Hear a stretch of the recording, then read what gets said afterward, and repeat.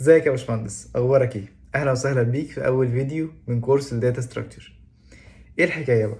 يعني ايه لازمه الكورس ده في العالم اصلا؟ احنا ليه بندرس داتا ستراكشر؟ هندرس ايه في الكورس ده مع بعض؟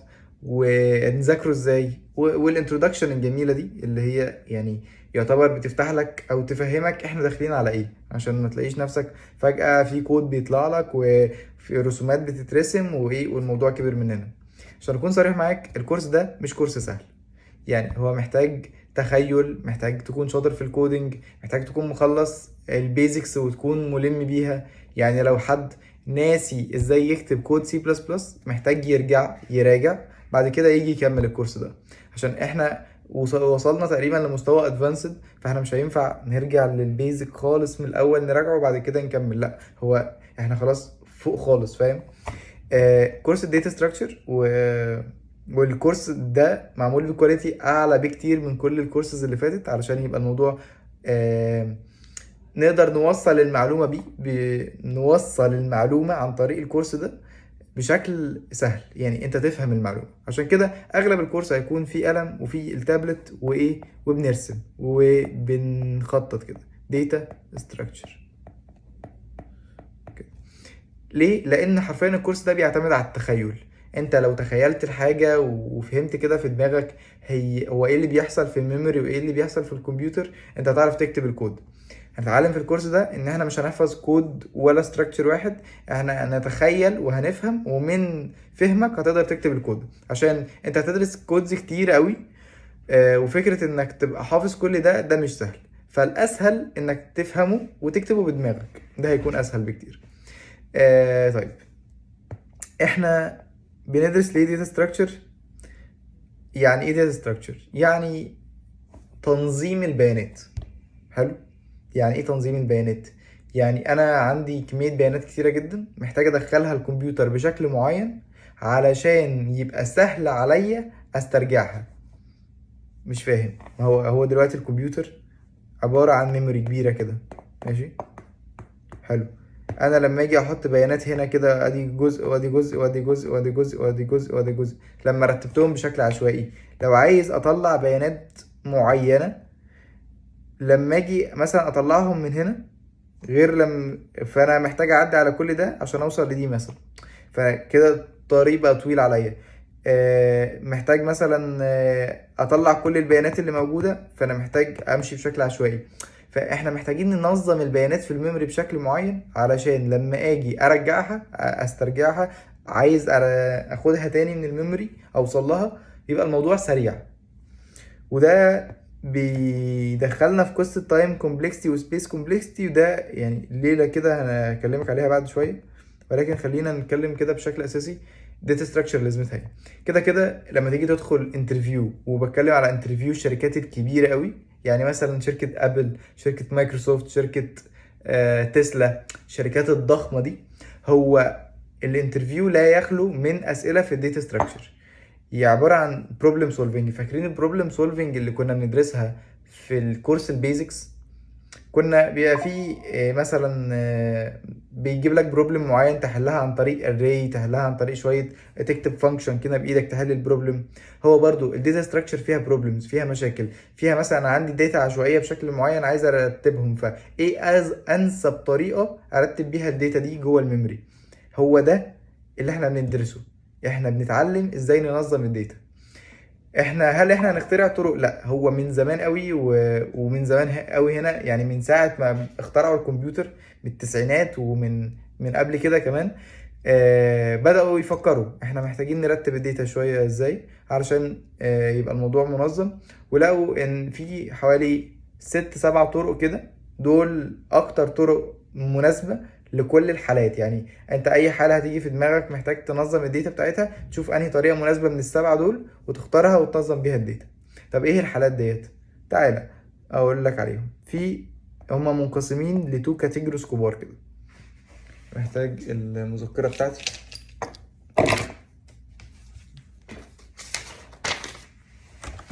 ماشي. في داتا او طريقة تنظيم داتا ستراكشر اسمها لينير. ماشي. الجزء دوت مش هيبان اصلا من الفيديو، فانا محتاج هرجعه شوية كده شوية.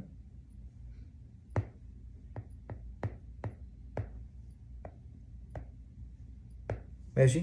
في جزء اسمه لينير وجزء اسمه ايه نون لينير. حلو حلو. طيب ايه يعني ايه لينير ويعني ايه نون لينير؟ ببساطة شديدة، وهو ده معناها بالانجلش. يعني لينير يعني حاجة بتتنظم جنب بعضيها. حلو. يعني هي تسلسلية لينير، هي ده ورا ده ورا ده ورا ده ورا ده ورا ده. النون لينير يعني حاجات مش بتتنظم ورا بعضيها. ممكن يبقى فيه يعني زي ماب كده او جغرافية ما عشان تقدر توصل من نقطة لنقطة او من داتا لداتا. هما مش منظمين بشكل ايه، بشكل تسلسلي ورا بعضيهم. ده الفرق ما بين اللينير والنون لينير. طيب ده كلام جميل. احنا عندنا بقى ايه اللينير اللي هندرسه مع بعض؟ 4 حاجات اساسية. ماشي. عندنا اول حاجة لينير اسمه الاري. اعتقد انت عارفه، وهفكرك بيه لو مش عارفه، وهنعرف ده لينير ازاي وكل الكلام دوت في الفيديو ده. يعني احنا لسه الكورس بتاعنا طويل قوي ومليان تفاصيل. الاري. ماشي. تاني حاجه الكيو. ده جديد عليك، هنتعرفها وكل اللي جاي جديد عليك اكشلي. هو الاري بس هي الحاجه الوحيده اللي انت المفروض تكون عارفها. عندنا الكيو وعندنا الستاك. ماشي. وعندنا حاجه اسمها اللينكد ليست. لينكد ليست. جميل الكلام ده، جميل الكلام ده. طيب ده كده انواع اللينير. عندنا انواع النون لينير نوعين. ماشي. نوع اسمه التري، ونوع اسمه الجراف. كلام نظري، انت مش فاهم اي حاجه من ده، وعشان كده احنا هنمسك حاجه من دول او افهمك ده ايه. ماشي. وهو ده الكورس بتاعنا. يعني انت لو فاهم ادي كام واحده 4 و2 6، لو انت فاهم ال6 دول فانت فاهم الكورس الداتا ستراكشر كامل، الترم كامل. هو احنا في الكورس ده والترم ده انت بتدرس ال6 حاجات دول بس، مع زيادات بسيطة مثلا في كونسبت. يعني كونسبت احنا بنطبقهم في كل حاجة من دول، وهقول لك بعد شوية الزيادات البسيطة دي عبارة عن ايه. ولكن بشكل اساسي هما ال6 دول. دول ال6 طرق لتنظيم البيانات للديتا ستراكشر في العالم. انت ايه بتدرسهم كويس وتبقى فاهم كل واحد فيهم الكود بتاعه بيتكتب ازاي، وايه الفرق ما بينه وما بين اللي جنبه. بس ده الحوار كله. جميل. الدنيا سهلة، الدنيا جميلة. تعالى بقى ندخل في التفاصيل. نمسك اول واحد. ماشي. نتكلم عليه. هو الاري. ماشي. يعني ايه اري؟ يعني مكان في الميموري بيتخزن فيه داتا من نفس النوع. ده اللي احنا اتعلمناه في كورس البيزكس. فالاري ببساطة شديدة بيكون زي ايه؟ نقدر نقول دولاب او درج مثلا، متقسم خانات. كل خانة بتدخل فيها داتا، ولازم تكون كل الداتا دي من نفس ايه النوع. ده الاري. ده شكل الاري، هي كل القصة ديت رسومات النهاردة. طيب تمام. انا مش عايز ادخل في تفاصيل الاري وايه بقى قصته والبروبرتيز بتاعته والليله دي هنخليها الفيديو الاري. ده شكل الاري. تعالى ندخل بقى في حاجه جديده وهيبقى شكلها مختلف بالنسبه لنا، وهي مثلا الكيو مثلا. ماشي. ايه الكيو ديت؟ كيو يعني طابور بس. طب ايه الفرق؟ تعالى نتخيل شكل الطابور عامل ازاي. انا عندي طابور بيكون ناس واقفه ورا بعضيها. ماشي. ادي اول بني ادم، وادي تاني بني ادم، وادي تالت بني ادم، وادي رابع بني ادم. ماشي. اعتبره بني ادم. وادي خامس بني ادم. حلو. دول البني ادمين. انا عايز اعرف الكيو ده بيشتغل ازاي. ببساطة شديدة، انت رايح تجيب شاورما عشان بتحب الشاورما جدا، ورحت لمطعم زحمة جدا زي مثلا ايه المطعم السوري. ماشي. ايا كان بقى اي مطعم سوري في الدنيا.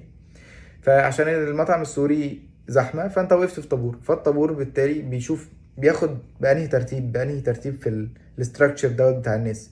اللي جه الاول بيمشي الاول. لو في حد جه بعدك بيستناك تخلص، بعد كده ايه، بعد كده بيجي بعدك، او هو بيجي عليه الدور بقى ان ياخد الشاورما بتاعته ويمشي. فهي دي الفكره. الاستراكشر بتاع الكيو يقول لك الداتا اللي بتدخل الاول هي الداتا اللي بتطلع الاول. بس كده. فعشان كده اول واحد ده هو ده اول واحد دخل، واول واحد هيطلع بره. حلو. عشان كده بيبقى بنسميها ايه، فيفو. ماشي. هتدرس الكلام دوت، ده مش هزار يعني. هو بنسميها فيفو تقريبا يعني. ده لو مفيش حاجه غلط في هي غالبا فيفو. فيرست ان فيرست اوت. يعني ايه؟ يعني اول واحد بيدخل هو اول واحد بيطلع. لو في واحد وراه هو لازم يستنى اللي قدامه يطلع عشان ايه؟ عشان يدخل. انت فاهم قصدي؟ والرسمه موضحه الليله. ده الايه؟ ده الكيو. تعالى ندخل في اللي بعده. ايه اللي بعده؟ الستاك. والستاك ده من اكتر الحاجات اللي انا لما اجي يعني اطبق عليها اي حاجه لازم اتخيلها في دماغي هي عامله ازاي. فالستاك عباره عن كونتينر عامل زي كده. ماشي، ده الستاك. الستاك ده عباره عن ايه؟ عباره عن كونتينر يعني بالعربي حاجه بتشيل جواها حاجات، جردل مثلا.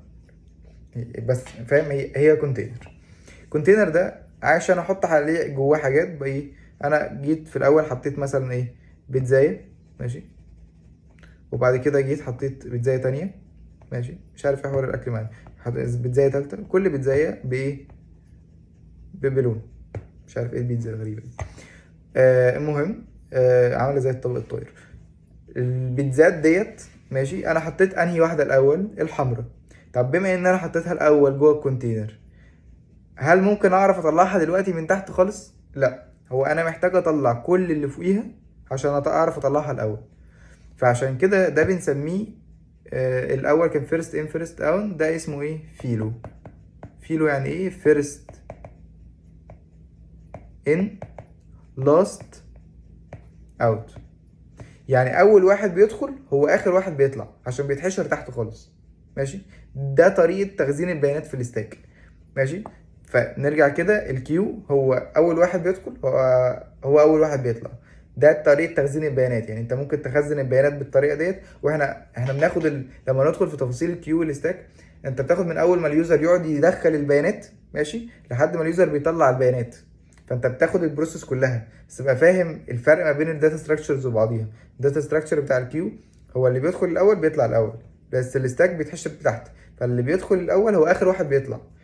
بس اخر واحد دخل اللي هو الاخضر ماشي هو اول واحد هيطلع لما نيجي نطلع. واخد بالك انت؟ عشان هو اللي فوق.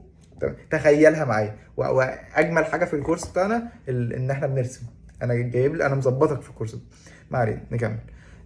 خلصنا الكيو والستاك. بعد كده في حاجه اسمها لينكد ليست، مش هنطول فيها.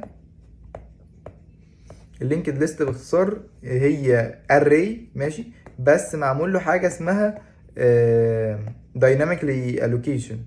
بمعنى ان هو اري عادي، ولكن في خاصيه انك وانت في الران تايم تقدر تغير حاجه من الحاجات اللي جواه. تقدر تشيل جزء من النص كده وتدخل جزء تاني. الدنيا هنا ممكن تكون ملعبكه شويه، فانا مش هدخل في تفاصيله، ولكن زي الاري، ولكن نقدر نغير عليه اثناء ما البرنامج شغال. ماشي. الاري لا، لكن لينك ليست لينك ليست فيها الخاصيه ديت. هي يعتبر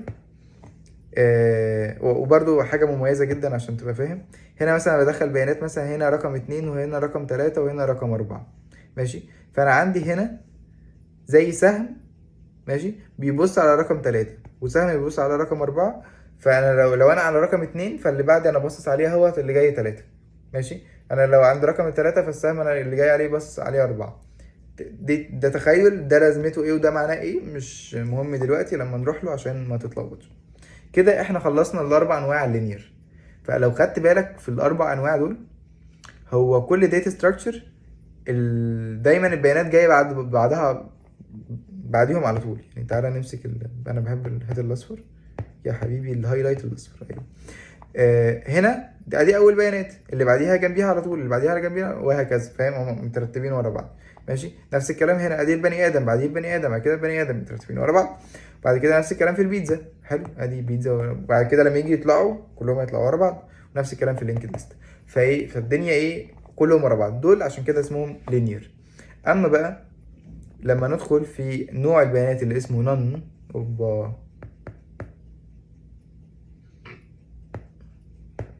اسمه نون لينير. ماشي. البيانات مش بتترتب ورا بعضيها. انا عارف دي صدمة بالنسبة لك دلوقتي، لان انت طول عمرك شايف array كله بيترتب ورا. يعني ايه بيانات مش بترتب ورا بعضيها؟ قلنا ايه، في نوعين من النون لينير. النوع الاولاني اسمه تري. ماشي. تري عباره عن ايه؟ بص الطريقه ديت اللي انا هرسم بيها التري.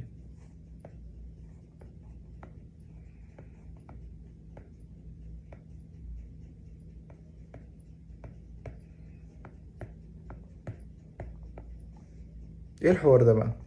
بص، انا عندي بيانات هنا، ماشي، وعندي بيانات هنا مرتبطه بيها، وعندي بيانات هنا مرتبطه بيها. حلو. بس الاتنين دول، خلينا نمسك لهم تاني، الاتنين دول مش مرتبطين ببعض، واخد بالك؟ يعني ده ليه علاقة بده، وده ليه علاقة بده، وده ليه علاقة بده، بس دول ملهمش علاقة ببعض، ده وده. ماشي. طيب ايه بقى الدنيا؟ ودول ليهم علاقة بدول، ودول ليهم علاقة بدول، فاهم؟ فهو في شوية بيانات ليها علاقة بشوية بيانات ليها علاقة بشوية بيانات، بس مش كله مرتبط ببعضه بنفس الدرجة. يعني هي زي ايه، خريطة، هي ويز. هل تقدر تقول لي انهي بعد انهي بشكل بكل البيانات ديت؟ لا، انت ممكن تمشي كده، ماشي، وممكن تمشي كده، وممكن عايزين نبين اكتر البتاع دوت، ارجع. ممكن يبقى ده طريقك كده، ماشي، ممكن يبقى ده طريقك كده، ممكن يبقى ده طريقك كده، ممكن يبقى ده طريقك كده، ممكن يبقى ده طريقك كده، كل دي طرق. فدي فكرة التري، هي مش بيانات مترتبة ورا بعض، هي مترتبة بشكل شبكي. ماشي. هي جراف، هي تري، هي شجرة كده وليها فروع، وكل فروع ممكن يبقى طالع منها فروع وهكذا. فهي طريقة مختلفة في الترتيب، وهي جديدة عليك، بس ايه، بس دي بسببها طلع الاي اي، يعني الارتفيشال انتليجنس وشات جي بي تي والاوبن اي اي وجيميناي وكل اللي احنا واصلين له ده بسبب ال 3 دي.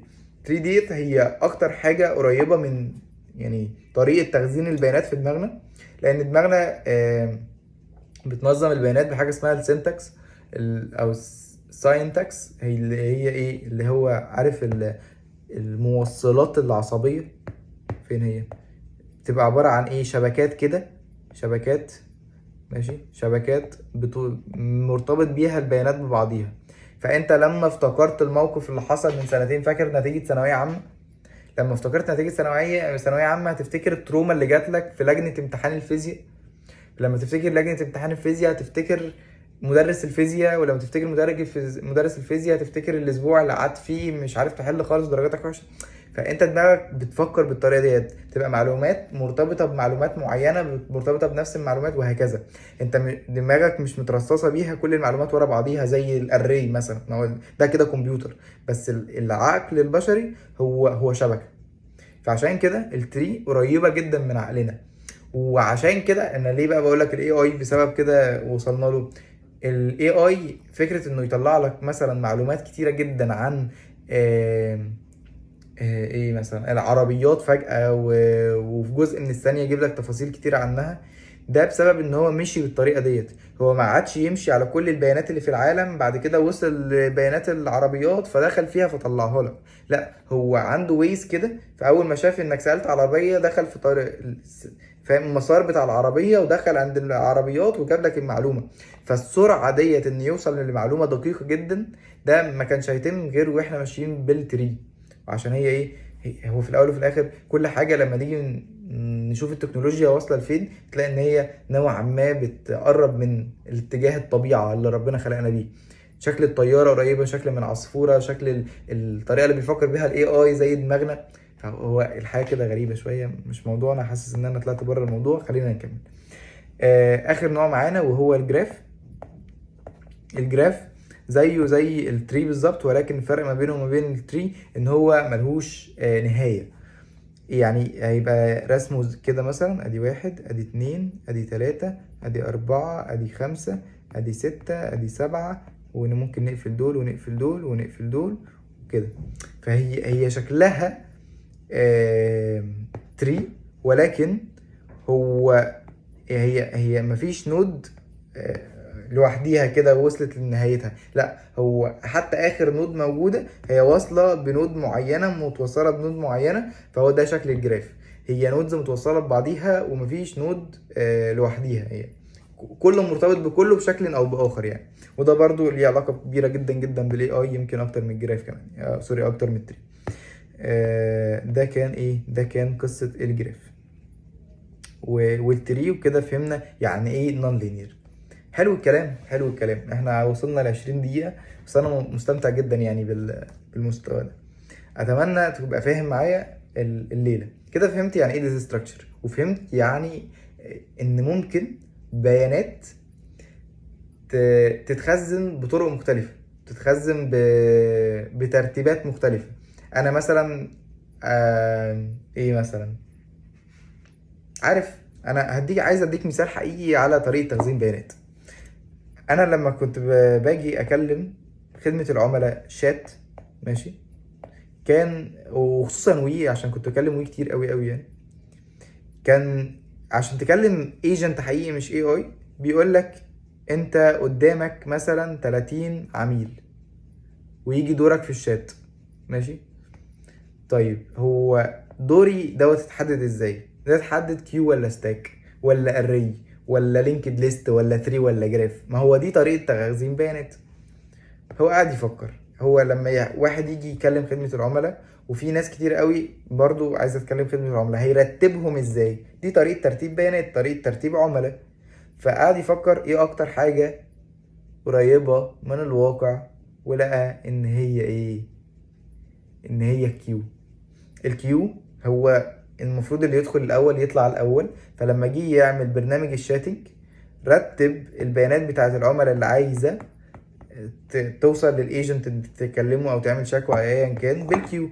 يا جماعه عشان انت جيت متاخر وفي ناس بتكلم خدمه العملاء دلوقتي، انت هتستنى ال 30 واحد، فانت دلوقتي موجود. لو حد جه بعدك هيكون رقم 31، وهي ماشيه كده، اللي بيجي الاول بيمشي الاول. فده مثال للداتا ستراكشر، وبنستخدمها ازاي بشكل عملي يعني في الواقع.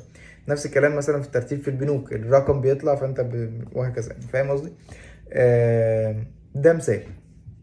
ممكن ندي مثال تاني.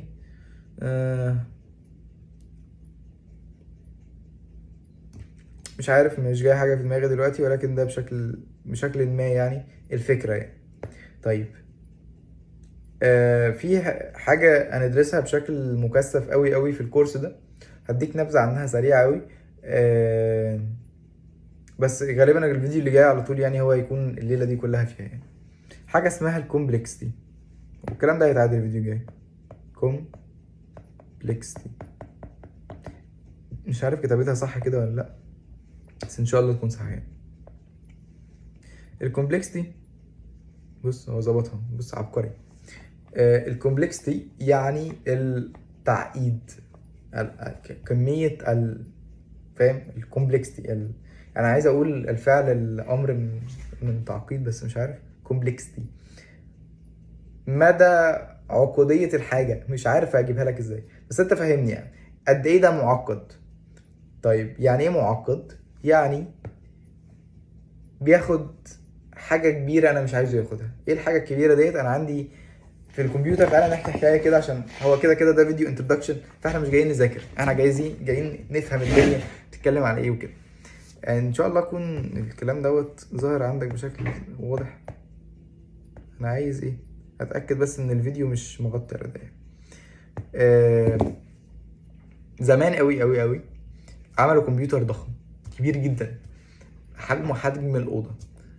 الكمبيوتر ده كان مساحه داخليه فيه جواه 256 بايت، مش كيلو بايت ولا ميجا بايت ولا جيجا بايت ولا تيرا بايت، هو بايت، 256 بايت. ولما طوروه عملوا نسخة منه تبقى بالكيلو بايت. عايز اقول لك مثال، مثلا انت المسج اللي بتبعتها على الواتساب، ماشي، دي بتكون حوالي 8 ل 16 بايت. فانا لو عندي 256 بايت اصلا، فانا محتاج الكمبيوتر بتاعي كله يشيل كام مسج على الواتساب؟ بتاع 30 40 مسج مثلا. فده يدل قد ايه كان زمان المساحه صغيره جدا جدا، هي مش مكمله مثلا بي دي اف 10 صفحات مثلا، المساحه صغيره بشكل بشع. فكان يهمهم قوي قوي لما يجوا يخزنوا البيانات ديت ما تاخدش مساحه كبيره. فده كون عندنا مفهوم اسمه السبيس كومبلكسيتي. عايزين نخزن البيانات بشكل ما ياخدش مساحة كبيرة. دي حاجة. الحاجة التانية هي فكرة الوقت. انا لما افتح الجهاز وعايز اوصل لمعلومة معينة متخزنة في مكان ما، هياخد وقت قد ايه عقبال ما يسترجعها من الهارد بتاعي. دلوقتي انا لما هقول لك على مثال مثلا وده هتفهمه قوي. يوم نتيجة ثانوية عامة لما دخلت رقم جلوسك فضل يحمل كذا ثانية، بعد كده طلع لك النتيجة. فهو شغلنا الشاغل في القصة دي كلها الكام ثانية اللي قاعد يحملهم عقبال ما جاب الداتا بتاعتك من الداتا بيز وطلع لك نتيجتك، دي تكون اقل ما يمكن، تبقى جزء من الثانية. دي كده اسمها ايه؟ دي اسمها التايم كومبلكسيتي. كومبلكسيتي ايا كان بقى الحروف صح او غلط، بس انت فاهمني. فهي القصة في قصة وقت وقصة مساحة. طيب هتقولي يا ديفيد دلوقتي كل الاجهزه بقت كبيره، انا موبايلي شخصيا 256 جيجا، انا لابي مش عارف كام تيرا، انا اصلا فاهم جايب هارد تيرا عندي، فانا مش فارقه معايا طريقه التخزين قوي. يعني لو اتخزنت بشكل عشوائي ولا بشكل مش عشوائي، هو كلها فرقها كام بايت كده زياده في طريقه التخزين، مش قصه. وعايز اقول لك ده كلام سليم، يعني انت لو بتفكر بالطريقه ديت انت بتفكر بطريقه صح. عشان كده دلوقتي انا ما بقاش يهمنا في التكنولوجيا الحديثه والعالم الحديث انا السبيس كومبلكسيتي بتاع الحاجات ديت قد ايه، لان هو فرق السبيس كومبلكسيتيز من بعضيها كلام فاضي بالنسبه للارقام دلوقتي بتاعت المساحات الكبيره اللي متحكم فيها.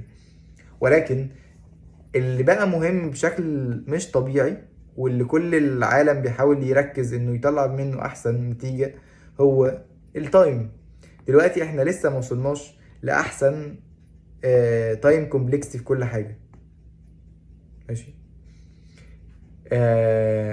انا لما اجي افتح كمبيوتري او اللاب بتاعي هياخد كام ثانيه؟ انا لما افتح واتساب وافتح المسج هتاخد كام ثانيه؟ فكره انك تعمل ابلكيشن خاص بيك و... وعشان اليوزر مثلا يدخل داتا او يستدعي داتا منه او يفتح الابلكيشن ذات نفسه، كل ده بتدرس ازاي يتم في اسرع وقت ممكن في جزء ومايكرو من الثانيه.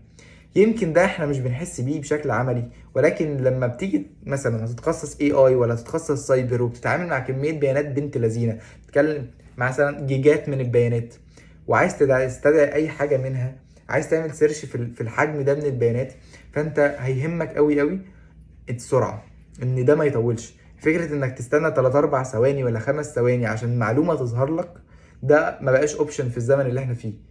من السرعه بتاعت الحاجه، انت هتزهق اصلا. 5 ثواني بالنسبه لك 1 2 3 4 5، شايف الخمس ثواني بقت طويله قد ايه؟ ف فاحنا لسه ما وصلناش لاحسن اوبتمايزيشن للتايم كومبلكسيتي في كل حاجه في حياتنا، ولسه الشركات بتدقق الكود بتاعك التايم كومبلكسيتي بتاعه سريع ولا لا، ولو في كودين بنشوف انهي الاسرع في التايم كومبلكسيتي ونختاره. وده ايه علاقته بقى بالديتا ستراكشر؟ هو ده الديتا ستراكشر، هو انا بنظم البيانات بشكل مثلا وكده كده ده سؤال لا يخلو من اي امتحان، يعني بيديك كودين ويشوف انهي التايم كومبلكس بتاعته اسرع عشان تختاره. فاحنا هنتعلم ازاي نحسب التايم كومبلكس بتاع كل كود. انا الكود دوت محتاج مثلا يران كام سطر عشان يوصل لنهايته، والكود ده محتاج يران كام سطر عشان يوصل لنهايته، وتشوف انهي اسرع. ده هنتعلمه في الكورس ده في الداتا ستراكشر. اعتقد احنا وصلنا للنهايه يعني. نهايه الفيديو ده مش نهايه الكورس، احنا بقالنا 30 دقيقه تقريبا انترودكشن، فهمت كل حاجه هنعملها. فهمت يعني ايه سبيس كومبلكسيتي، يعني ايه تايم كومبلكسيتي، فهمت يعني ايه ستاك، يعني ايه كيو، يعني ايه لينكد ليست، يعني ايه اري، يعني ايه تري، ويعني ايه جراف. في النهايه حابب اقول لك ان الكورس ده واحد من اهم الكورسز اللي هتاخدها في حياتك، واحد من اهم الكورسز اللي الشركات بتفرق ما بين الناس اللي بتدرس في كمبيوتر ساينس والناس اللي بتدرس كورسات بره. اللي هو انا واحد دخلت اتعلمت فرونت اند ودخلت اشتغل مبرمج، انت ما عدتش على الكورس ده. الكورس ده هو بيخليك سوفت وير انجينير، مهندس كمبيوتر، مهندس لما بيبص على الكود هو ما بيكتبش كود وخلاص، هو بيكتب كود efficient optimized، يعني السبيس والتايم كومبلكسيتي في احسن حالاتها. يمكن ده ما بيفرقش عن بروجكت صغيره قوي، ولكن وانس انك عملت بروجكت فيه داتابيز كبير انت لازم تفكر ده هيتخزن ازاي. هتشتغل في شركه كبيره، فانت كده كده في الانترفيو هيختبرك في الداتا ستراكشر. هو انت اي انترفيو كبير داخل عليه عايز تعدي فيه، انت هتمسك الداتا ستراكشر وتذاكرها كويس. هيديك كود ويقول لك احسب التايم كومبلكسيتي، ازاي نحسن التايم كومبلكسيتي، ازاي نخزن البيانات بشكل احسن، انهي داتا ستراكشر المفروض نستخدمها للمعامله الفلانيه. ده انت خلاص دخلت في الجد. احنا مش بندي بيزكس ولا اساسيات كده لسه هتتعلم ازاي تستخدمها. هو ده بقى الشغل بتاعنا. ده التطبيق الحقيقي، وده شغل تقيل بقى، ده مش كمان شغل سهل، ده الصعب. ف فشغل دماغك كده وانت جاي تتفرج على الفيديو الجاي، تكون شارب كوباية شايك ولا قهوتك، عشان الكلام على كبير يعني. وان شاء الله يعني انا كنت متردد اصلا اعمل الكورس ده ولا لا فترة، ولكن ليه؟ عشان انا كنت متردد انا ايه الطريقة اللي هوصل لك بيها المعلومة تفهمها بشكل سهل. لان يعني القصه دي بتعقد ناس كتيره قوي، وناس كتيره هو الماده دي بتبقى من المواد اللي انا عايز انجح وخلاص، انا خلاص جبت اخري. فازاي بقى نحول العبث ده كله في الماده دي بالذات، هي واللي جايه الالجوريزمز، لحاجه سهله الفهم وبسيطه ومبسطه والدنيا حلوه. دي كانت تشالنج بالنسبه لي، فان شاء الله يعني نحاول اعدي التشالنج ده باحسن شكل ما، وتبقى فاهم كل حاجه بشكل مبسط كده وممتع وجميل، والرسومات بتاعتنا ايه تحفه. بس دي قصه الفيديو النهارده. اشوفك ان شاء الله في الفيديو الجاي، ندخل بقى في الجد وقتها ومع السلامه يا باشمهندس. عشان تكمل محتوى الكورس دلوقتي موجود على منصة يوديمي. طب هتشترك فيه ازاي؟ هتلاقي في الديسكريبشن كذا لينك. اول لينك الواتساب بتاعنا، تقدر تدخل تسألنا في اي استفسارات عايز تسألها عن الكورس قبل ما تشترك فيه. تاني لينك هو لينك جوجل فورم، تقدر من خلالها تملى بياناتك وتدفع وتدخل الكورس على طول. ولكن لينك جوجل فورم مش هيشتغل غير بكوبون الخصم اللي موجود قدامك YT100 عشان تقدر تاخد الاسعار اللي جوه الفورم. بمجرد ما انت تملى الفورم هتلاقي في مسج اتبعت لك على الواتساب عن بلينك الكورس والكوبون وازاي تفتحه وجروبات المتابعة وازاي تستلم شهادتك بعد ما تخلص الكورس، ورقم 24 ساعة في اليوم تقدر تسأله في اي اسئلة تقنية، وتبدأ رحلتك معانا. بالتوفيق دايما.